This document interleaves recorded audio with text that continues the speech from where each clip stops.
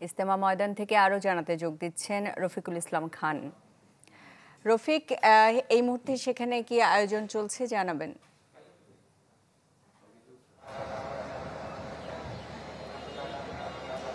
সুস্মিতা, আপনি জানেন যে দেশের সবচেয়ে বড় জুমার নামাজ অনুষ্ঠিত হয়েছে ইজতেমা ময়দানে, তারপরে কিন্তু বয়ান হয়েছে। এখন আর কিন্তু কোনো বয়ান হচ্ছে না।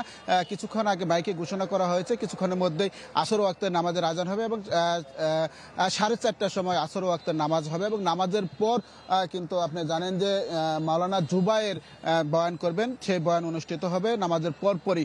শিয়া বাটার ও ভিটামিন ই সমৃদ্ধ lily glam beauty soap. Lily, always beautiful. আপনি জানেন যে বিশ্ব ইজতেমার যে প্রথম পর্ব অনুষ্ঠিত হচ্ছে, প্রথম পর্বে সুরায়ে নেজামের মাওলানা জুবায়ের অনুসারীরা অংশগ্রহণ করছে। সেই জুবায়ের আসলে বয়ান করবেন আসরের নামাজের পরপরই। সেই বয়ান শোনার জন্য অধীর আগ্রহে কিন্তু মুসল্লিরা বসে আছে, আমরা দেখছি।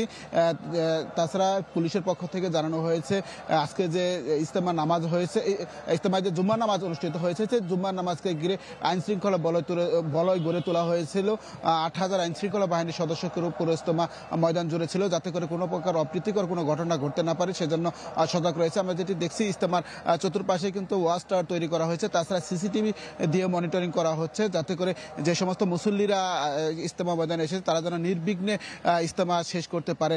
তো আমরা বেশ কয়েকজন মুসল্লিদের সাথে কথা বলেছি, তারা যেটি বলছে দেশ বিদেশ থেকে যে সমস্ত আলেম ওলামারা এসে এখানে বয়ান করছেন দিন এবং ইসলাম সম্পর্কে, সেই বিষয়ে তারা ধারণা নিচ্ছেন, যাতে করে সেই ধারণা অনুযায়ী তারা নিজ এলাকায় যে ইসলাম প্রচার করতে পারে এবং নিজের জীবনযাপন নিজের দিন জীবনযাপন করতে পারে, সেই কাজটি মূলত করে যাচ্ছে।